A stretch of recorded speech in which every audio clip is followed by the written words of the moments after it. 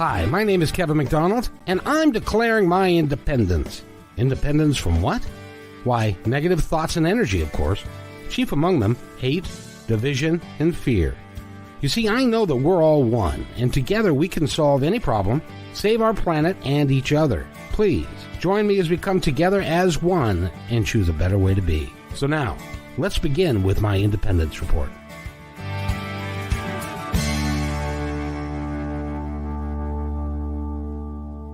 And welcome everybody to my Independence Report for a Tuesday, probably my favorite day of the week, because in the last hour we got to talk to Coriel Kramer, and she's super excited about what she's doing, and this young lady is super excited about what she's doing as well, because Coriel works with animals more so, and Dana works with the human animal, and predominantly for the moment working with predominantly women, which is a really good and needed thing for everybody. Dana, how are you?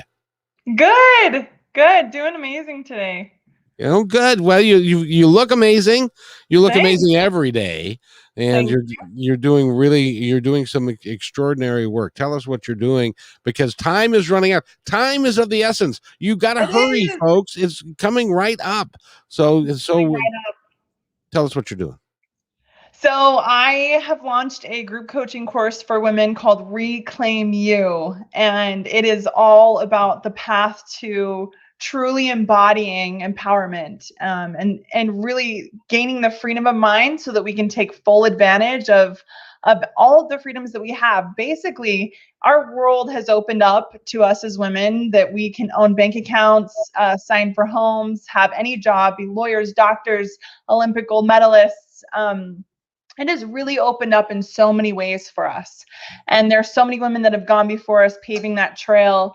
But what I've noticed is, and I've coached women all over the world, there's this theme happening that women don't have the freedom of mind or belief in themselves in order to really achieve or accomplish the things that their heart is just calling for. There's all those self-doubts. Am I really capable of that? Am I really worthy of that? And a lot of times those things are running and we don't even know. We're not even aware. What's interesting is we have all these actions that we're taking in our life that create our outcomes. We focus on that so often. If we want something, we have to do something. But what precedes any action is a thought paired with an emotion.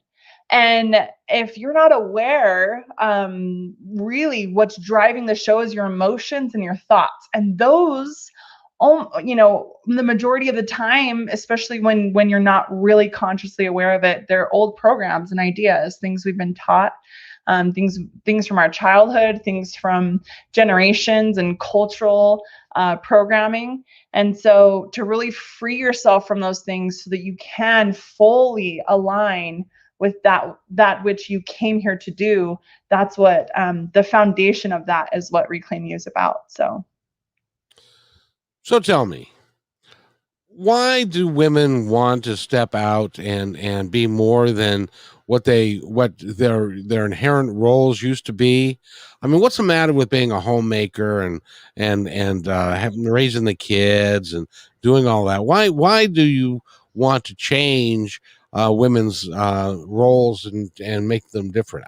By the way, I'm being facetious here. I know you are, Kevin. But somebody's out there saying that. Absolutely.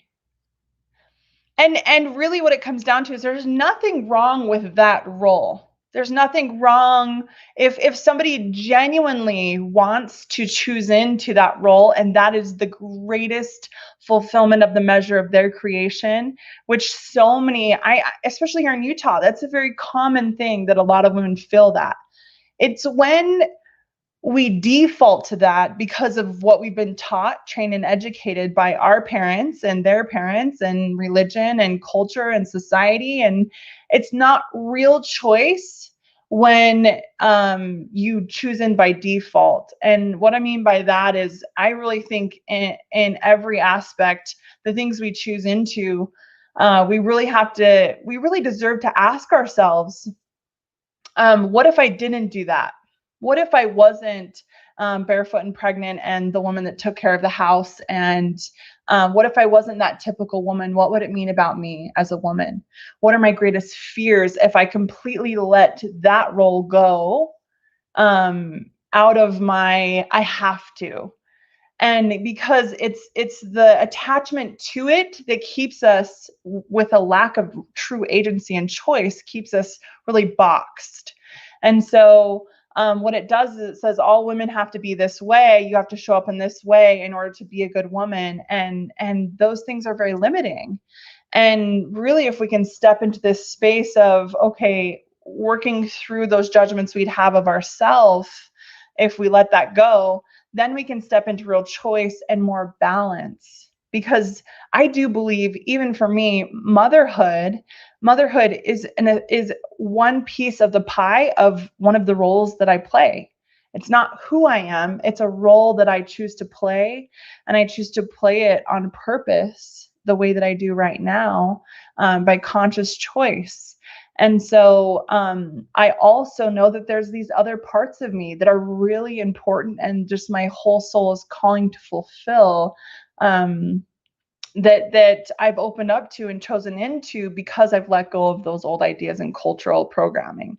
So, It seems to me that because sometimes we are not, and speaking about men, are not the brightest tools in the box, or and the sharpest tools in the box, and we get used to a certain style of living, but though that style is dying, or is actually for the younger generations is dead, because you can no longer.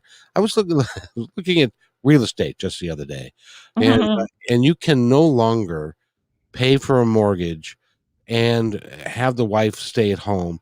She's got to work. right. You almost have to have a two income household. Now, does that mean that she works and takes care of the kids and cooks dinner and cleans the house, and you get to sit on the couch after you get done working and watch TV and have a beverage? And no, it's got to change for everybody, and that can be scary for some men. Oh, that can be extremely scary for some men. We're calling men to step up and to really choose into, to bringing more to the table than what was done before, and that can be scary. One of the greatest shadows for a man is I'm weak and I'm not enough for my partner, for a woman, for whoever you choose to be with. That those are very common shadows, or fears of men when you really break it down to its root.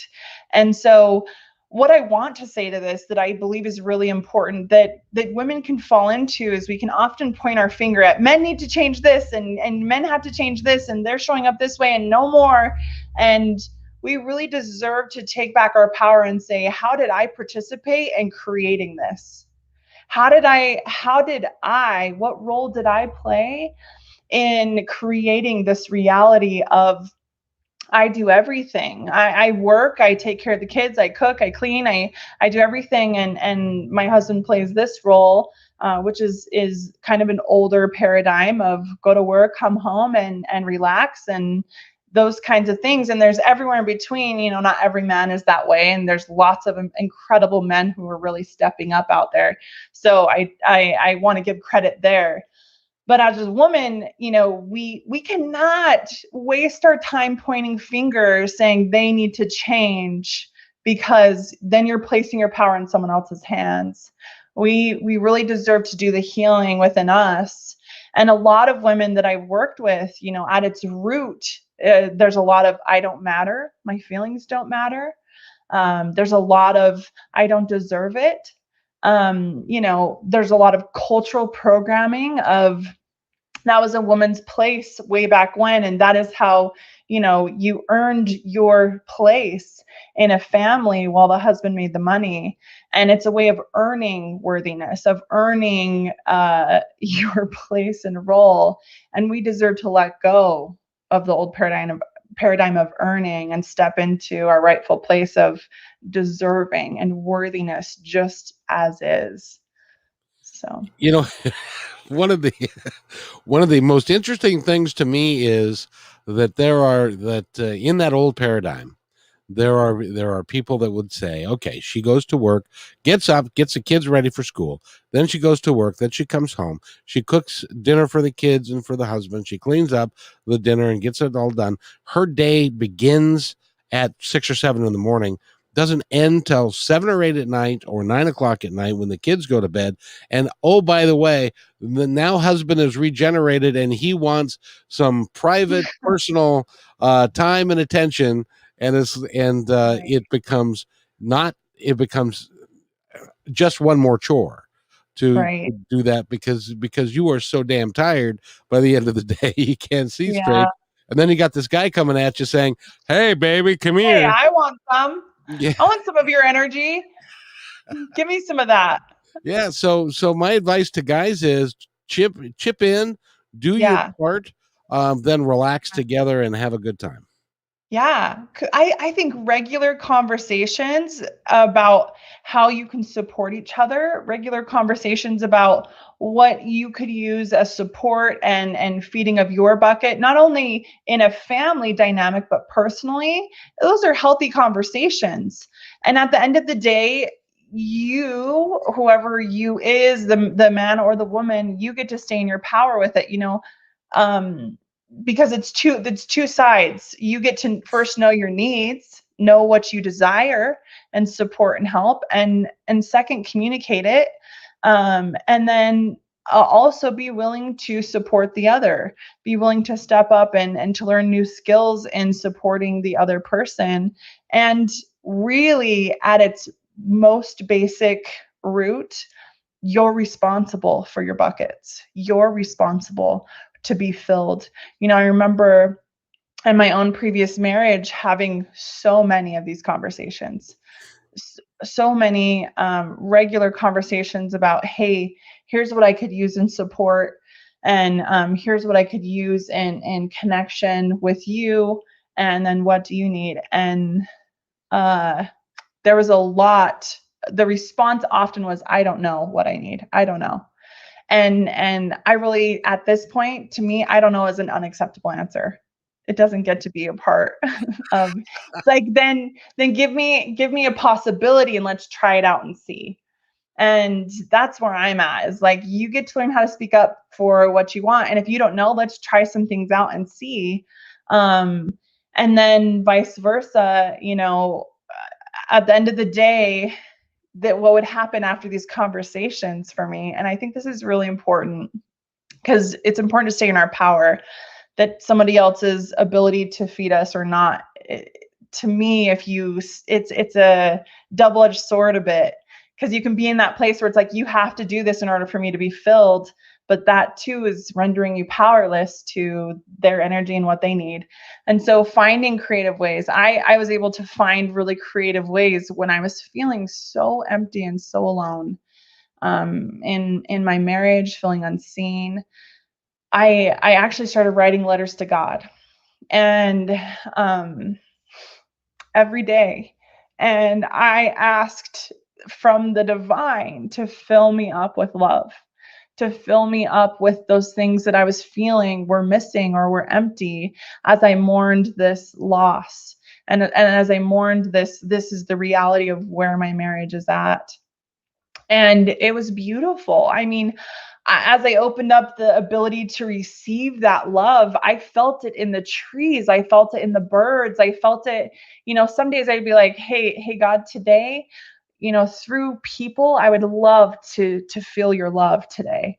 And I'd get compliments and I'd be like, I know that was you. Thank you. I love you. I receive it. Oh, that felt so good. Thank you. Thank you. And it was a beautiful place of empowerment for me, no longer relying on one individual to show up a certain way so that I could be filled. But I was communicating, which is empowering and important, but not relying on that source. I got to get creative with how I was filled. And now my approach to relationships is so different. It's hey, here's what I'm feeling for me today. I could use to be filled. Do you have some extra that you want to give and contribute here, in this relationship? And if you're empty, I can go. I have some girlfriends here. I have this option. I can paint. I can do these different things to fill up. And then I leave it at that. And it is what it is. So it's been a really good experience. Absolutely. Well, I gotta ask you because this is happened in my own personal life, which is my wife came from a family that did not believe in conflict, so they didn't have any meaningful discussions. Or if they did, they'd go to bed and then they wake up and nobody would ever talk about it again. Whew. It's a lot of baggage over the years. And it is That indeed that rug is a mile high, sweeping it stuff under it. exactly. Exactly. And so therefore she carried that forward to our marriage. Yeah, And so it was then became inappropriate to talk about anything more than, gee whiz, how was your day? How was work? What's for dinner? Rather than talking about, let's delve into some deep seated, and I'm sure we weren't the only ones that had that problem. right. How do you coach women to open up and to ask for what they want, ask for what they need, and to not accept I don't know as an answer? Right. It's a really interesting balance, and I do think in a relationship dynamic, it does take two people to contribute and to be a part, and you want that. At least I want that. So it's this is actually, I feel like this is a really complex situation because you have your own wounds. In any relationship, if the person is showing up in a certain way and it triggers you, you get to look within and you get to start looking, okay, what are my wounds? Did I have a father from childhood that didn't open up and talk with me or connect with me, that needs to be healed, and so my husband's showing up this way to show me and mirror to me those wounds? What are the things I need to do? Maybe maybe you grew up in a family with 14 kids and your voice didn't matter, your needs didn't matter, and you're living that out, and that person is playing a role to mirror those things to you. So that's one of the first areas that I would go is, okay, what are your wounds?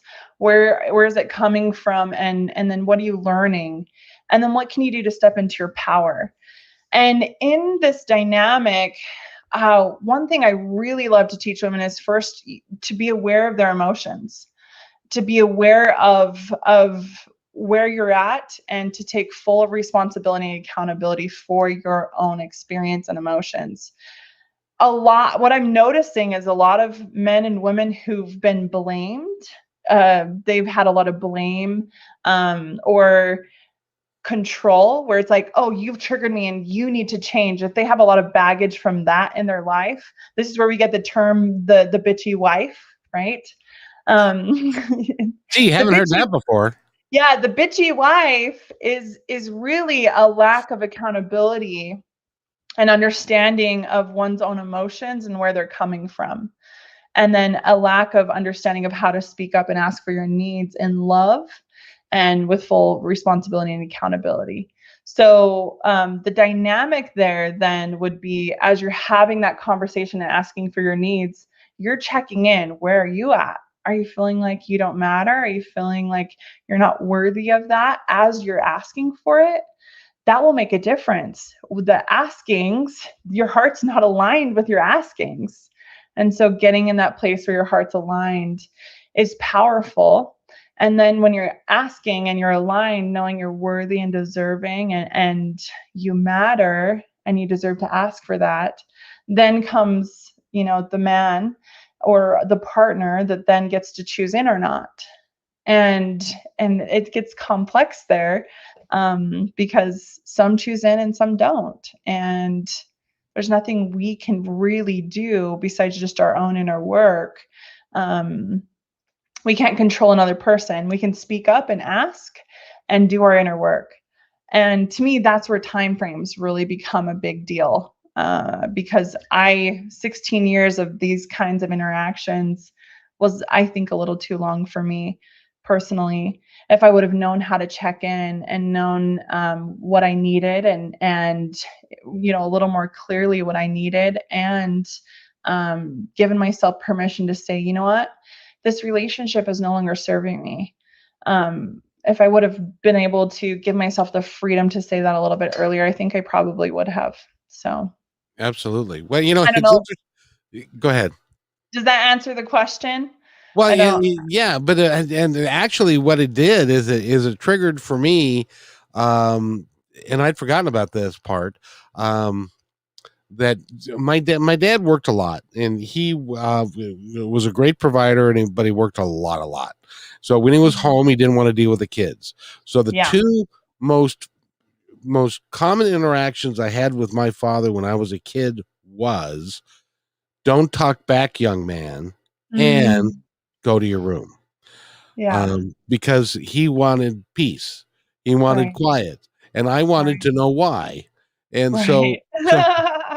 so what happened to me was, as he would say, "Don't talk back, young man, and go to your room," I would go in there and say, "When I grow up, I'm never going to be in a situation where I don't talk it out with my kids, with my wife, whatever." And Oh, because, as you know, I'm a bit of a communicator anyway, so yeah. I like to talk about stuff and to figure out the dynamics. And Me too. unfortunately, I married somebody that was very content to not talk about. Don't bring that up. We don't want. Yeah. I don't want to have an argument. Don't bring that up. We don't need to Well, talk about that.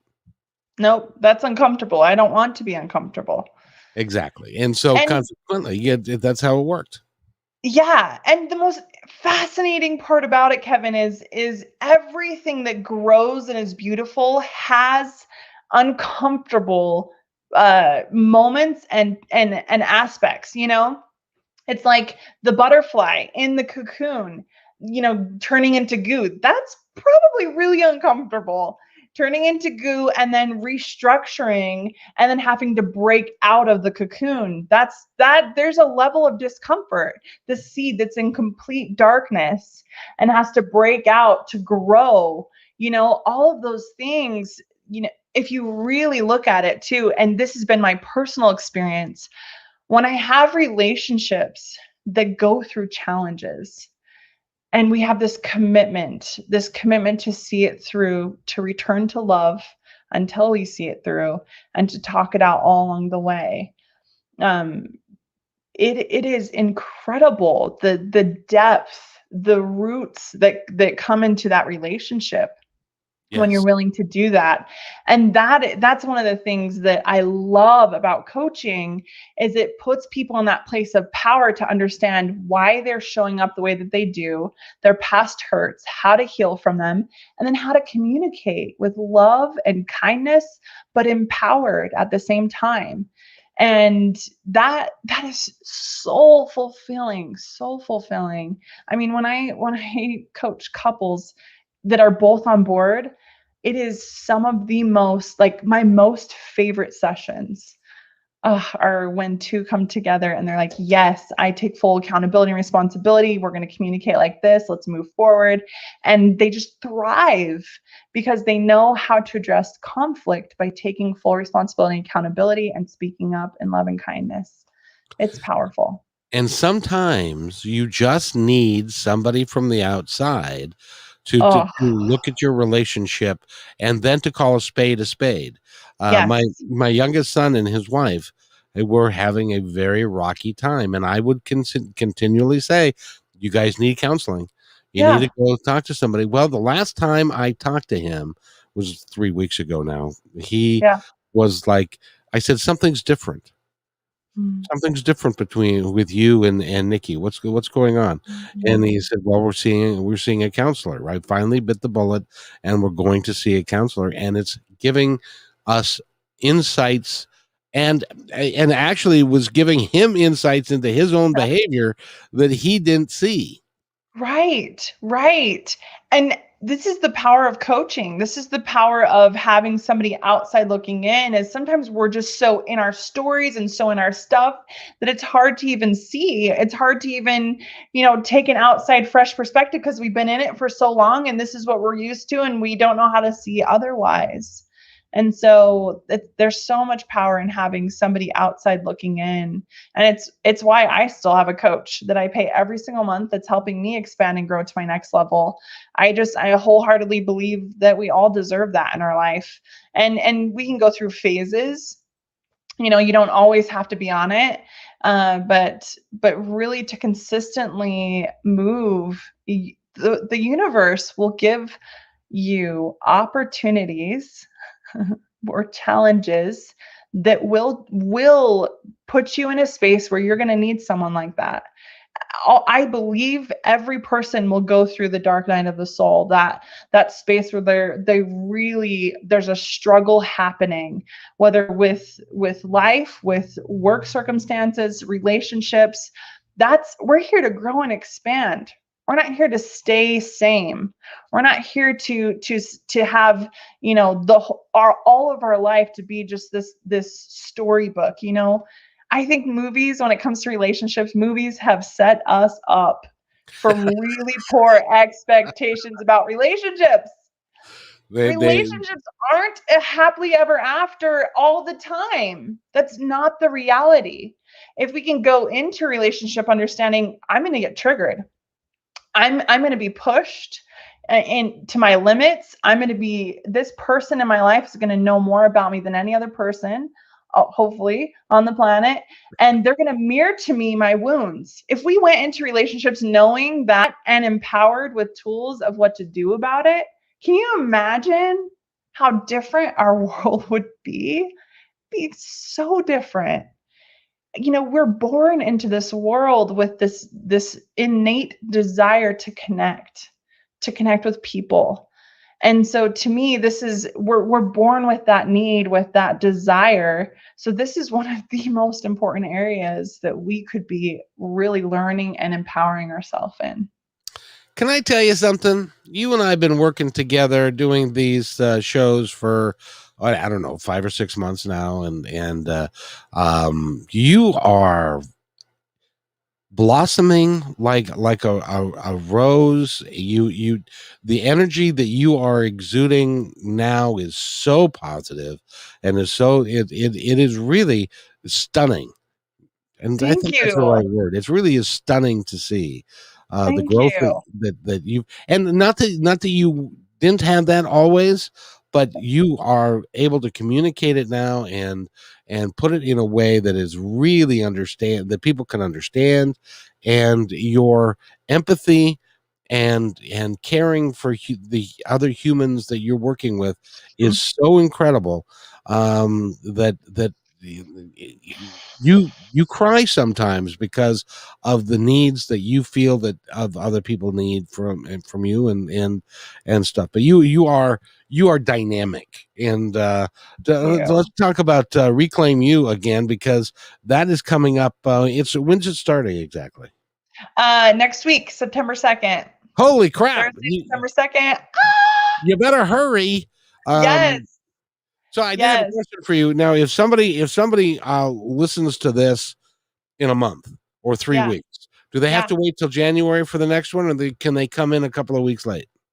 So it just depends on what they want. Everything will be recorded and everyone will be getting the recording. So I would say, 3, 4 weeks in, we could definitely do some catch up, if that's something you want, and you can have all the recorded sessions. I think that would be absolutely acceptable. Um, and but January will be the next one. And until then, I mean, one-on-one sessions, but connect with me. And that's what I'm here for. And that's what I'm about. Let's get you started and get you headed in the right direction for what you want. If you're seeing this and you feel drawn to, and this is one thing that I absolutely know, that you will leave our time together uplifted and inspired. And I just, everyone I come in contact with before I even have a connection, before our meeting, I set intentions that is my greatest intention, that they leave uplifted and edified and inspired. And that's my intention, and to give people information so that they can be empowered to choose for themselves. I'm not here to obligate or to push anyone or to tell anyone what's best for them. I'm just here to inspire, to help people move forward, to offer tools, and to invite with information. So, See, and I also believe that since we are the captain of our own ship, that we can take information that you provide and exercises that you can recommend, but if you don't do the work, you don't get the results. Would I be yeah, incorrect? I absolutely, that's a part of the conversations we're gonna be having, from the get-go in this particular program is, listen, I'm here to be a vessel for tools to mirror to you your greatness, to help you on your path, but I cannot do the work for you. And that's not something I am willing to do, nor is it something I'm capable of. You get to walk that journey. And I would love to be your greatest cheerleader, and I'd love to give pointers and point you in the right direction. And I know when someone sits in front of me, I mean, the inspiration that just flows through me for the individual it is I love it. It's one of my favorite spaces because I can just feel, and I really honed in on that muscle, and I really developed that where every individual, I know, is served so well, and it's very intuitive and personal to the person sitting in front of me. So this isn't just a regular, like, we have a standard one size fits all kind of a thing. No, this will be very much, you'll get individual one-on-one sessions with me. Those are so individualized, and I can't even predict what's going to happen fully in that session. I just know I'm going to be an open vessel, and I put my whole heart into it. So there's bonus events. We'll have 3 bonus events, which are Saturday events. I mean, incredible speakers coming together. I also am going to gather information from this group of what are the topics you want to learn about? What are the things that have come up in some of our sessions that you're interested in? And then I'm going to create content around that, and then bring in other speakers around that. So, and then I've left room in the course to really cater to the individuals in it. So there's a structure, which I think is important, but there's room for me to just really flow and allow intuition to come through for these women that are coming together. So yeah, it's going to be incredible. And the cool thing is that we tend to think that when we have a problem or things are not going well, that we're all by ourselves and that nobody else has the same problem that we do. And I'm here to tell you that in the human existence, everybody has the same issues. And so you're not alone. And with the group of women that will be assembling to get together, and you can hear the other stories from the other gals about what it's like. It can be an uplifting thing, and you can find out that you're not alone. And I firmly believe that some of these women are going to become friends for life. I agree. It is one thing that I can really just feel so emotional about is the community. I am so passionate about community. I think just in our nature as women, I mean, women flock to the bathroom together, and we have girls' nights, Yeah, what's and what's that all about? Would you and well, please? we go in groups to everything. We have things to talk about, Do you know what and would happen if I was out to dinner with like a couple, 3 couples, and I said to one of the guys, "Hey, let's go to the hey, men's room." go to the Um, men's room. could you imagine what we? Everyone will be like, "What? I thought women do that." That would actually be really funny. I'd love it. No, it wouldn't be funny. It would be like, well, so what do you want to go to do in there? Wait, what are we doing? Yeah. Yeah. Well, No, but it's see, you guys use that opportunity to talk to talk. about stuff about your relationships and Everything. Yes. And it's one of the reasons why statistically women live longer if they should lose a spouse, is because we have each other outside of that dynamic that keeps us lively and keeps us feeling like we have purpose. And so also, I think more than ever, our world is calling for us to come together as women and support each other. support each other in our healing and our goals and our aspirations. No more competition. That's old. That is way old school. We don't need that anymore. We're not performing for our livelihood of a male picking us who's wealthy, and then so we have a good life. We're not doing that anymore. It's not part of us, but it's in our DNA. It's part of why there's so much competition between women. It's a time now of collaboration. It's a time now of supporting women, supporting each other, cheering each other on, being happy for our successes, and holding space for our failures, and holding space for our emotions in those moments. So yeah, this group of women in particular is just, it's incredible. The community for sure. This particular group, I do feel that they were creating lifelong friends, and it'll be something that will be magical. And that's my full intention as we It move would it forward. would be nice if guys could actually have that kind of relationship with each other, but we don't. We're always about competition and stuff like that, about who's got the biggest car, the biggest, house, who's got the prettiest wife. And on the other side, on the women's side, it's like they're picking a horse. Which horse can I ride that's going to be giving me the most of what I need in life?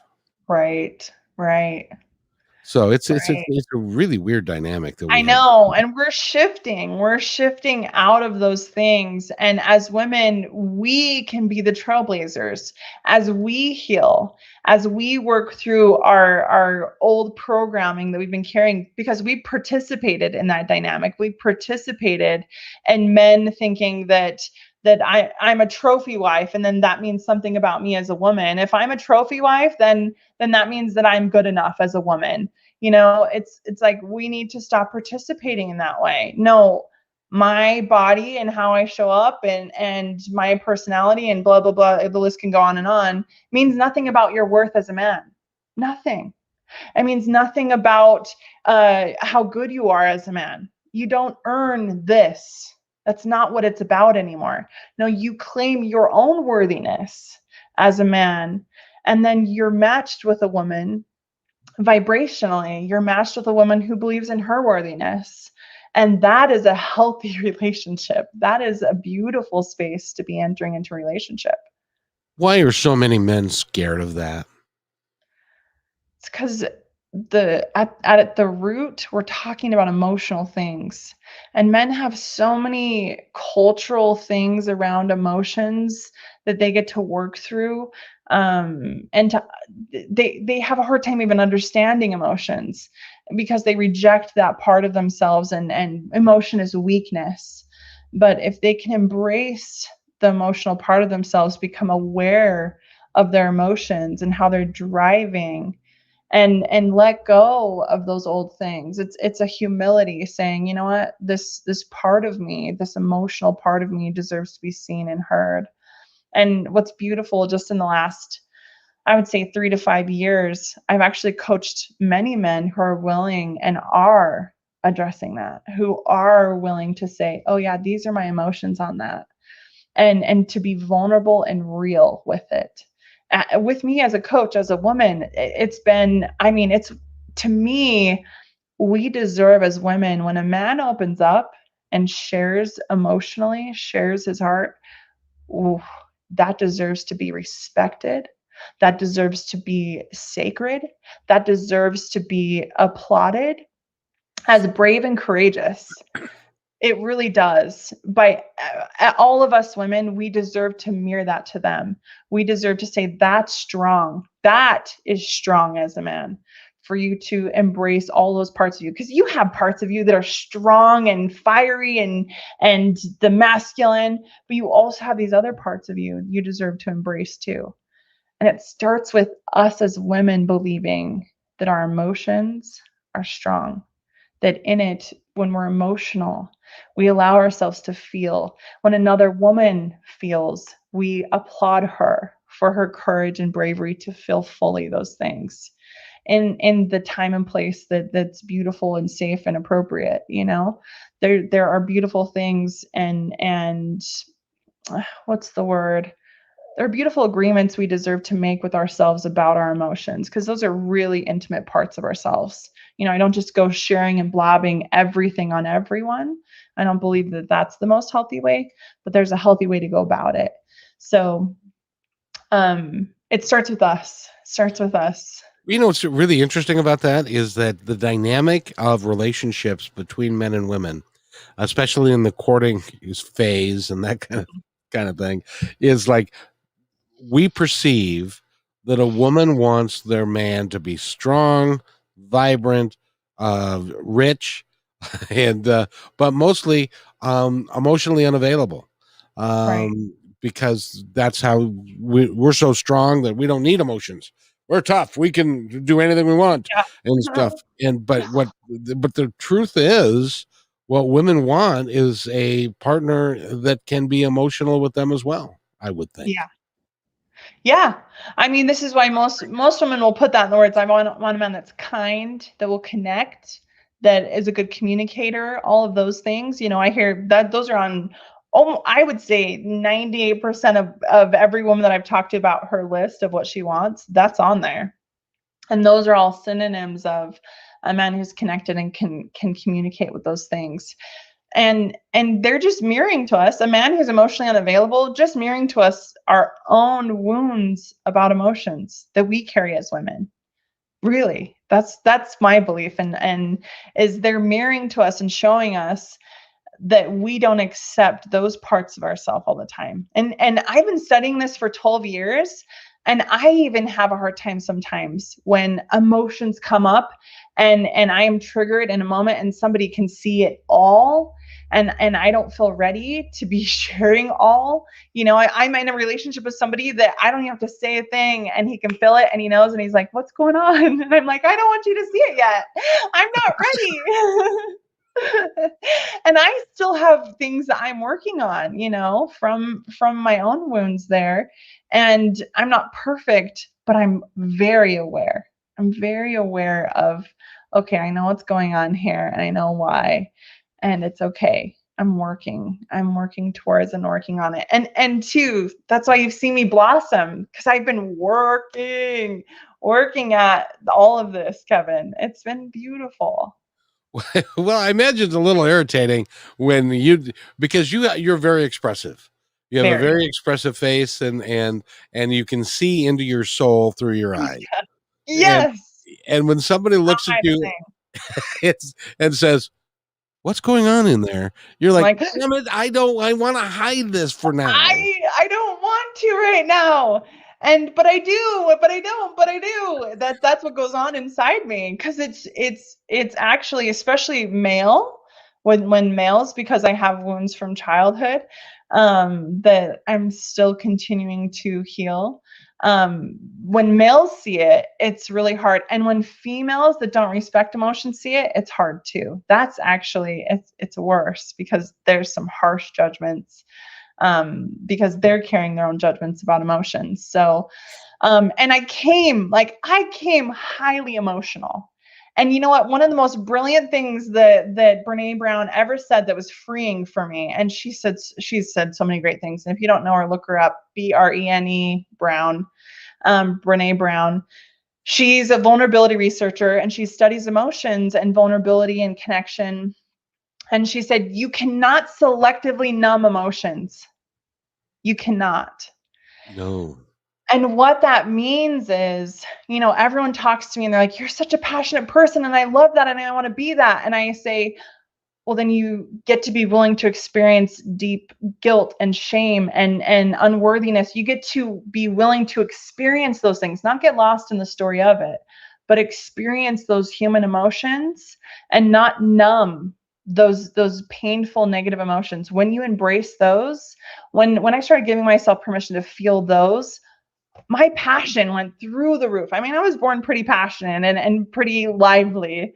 Um, and embracing all the spectrum of emotions and saying, you know what, I deserve to give myself permission to feel all emotions. What I do with it and where I do that matters.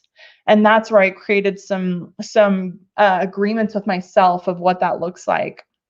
and with whom I deserve to share those things with.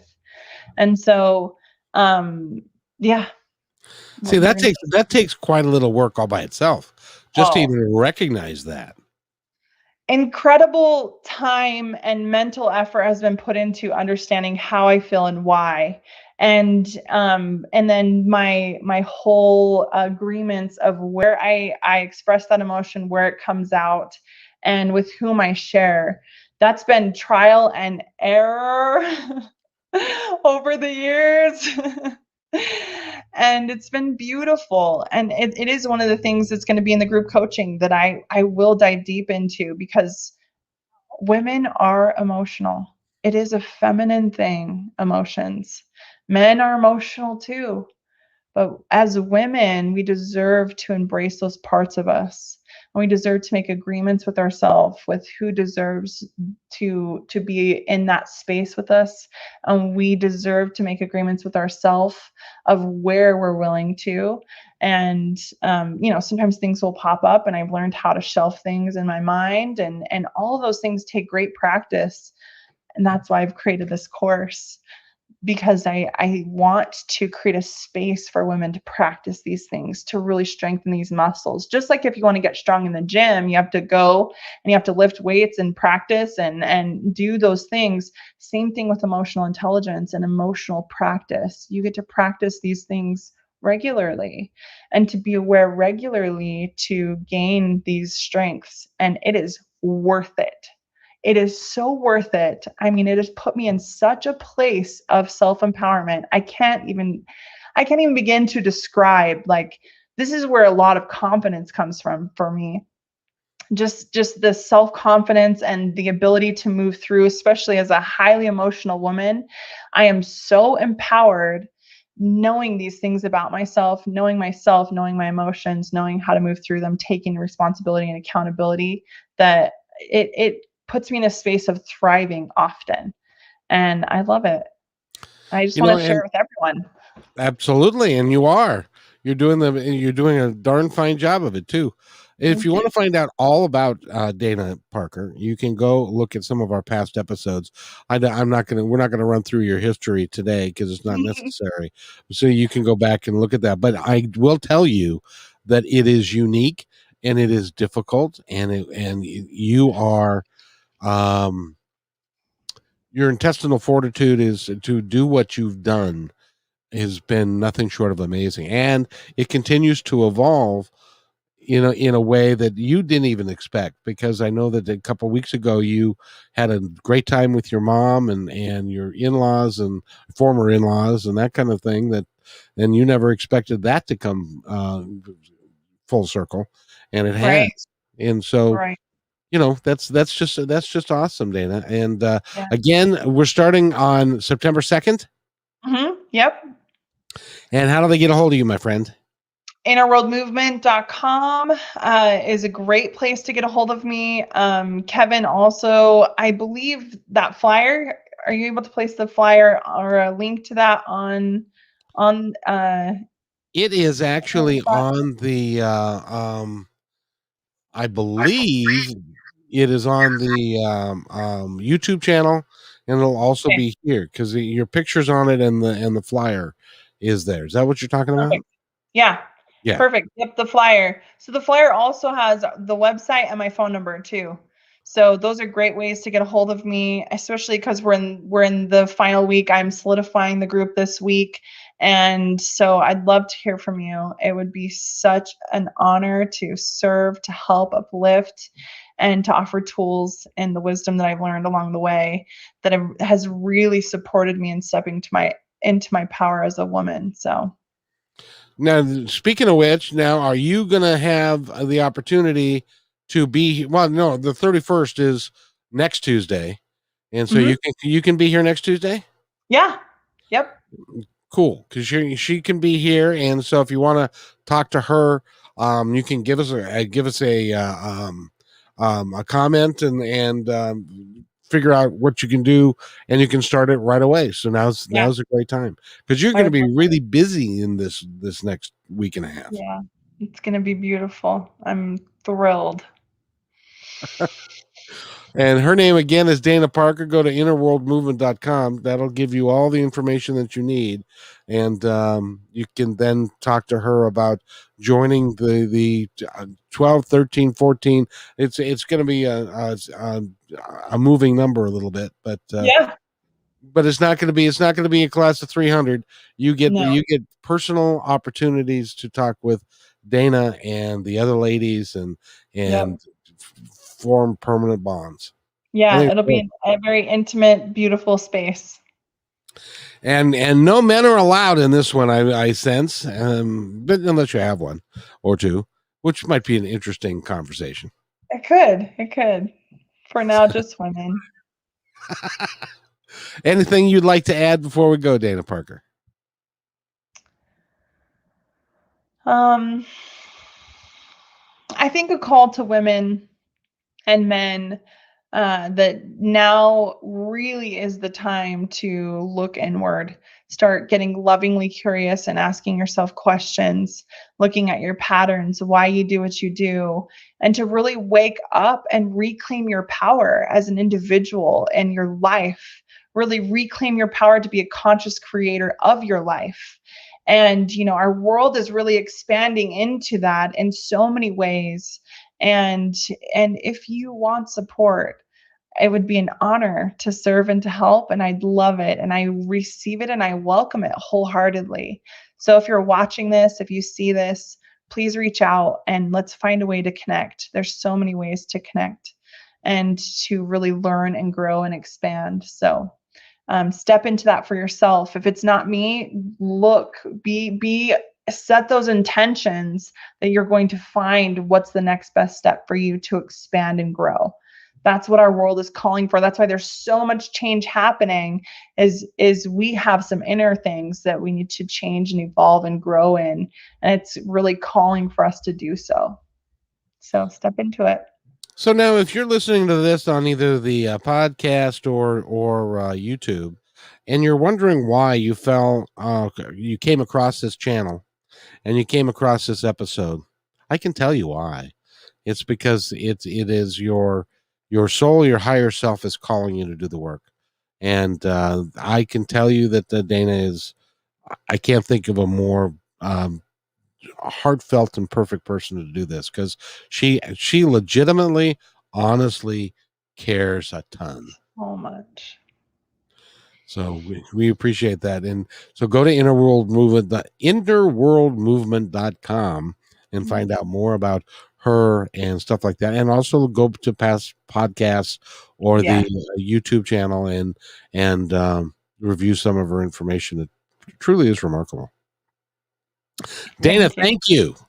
Thanks, Kevin. Thank you for what you're doing for this platform. I do have to give credit, Kevin. You have been instrumental in creating a space for me to just thrive. And with that, my gratitude is so great. It feels like that this is divinely orchestrated and something we even agreed to before we came here. And thank you so much for choosing in and for pursuing your dreams so that it could inspire mine. I really appreciate it. If I can help somebody through you, I've done everything that I can. That's my whole mission. Yeah. So it's a matter of when we first started doing this, the energy was high, the emotions were real, and I felt a connection to you that was very, very strong, and you apparently did too. Don't know why, but you did. And We no, know each that's not fair. other. That's not fair. I should be. Good. It was it was. I believe it was divinely orchestrated, Thank you. and for me to support you, because through you I can affect somebody else's life, because that's what you're doing, Yeah. and that's what it's all about. Mm. So, Dana, thank you so much for being here. Thank you for being my friend. It is so special of you to do that for me, because it's cool, I and love it. I It's really so much appreciate fun. it. Hang out right there for a second. I got to do this, and I'll be right back. Perfect.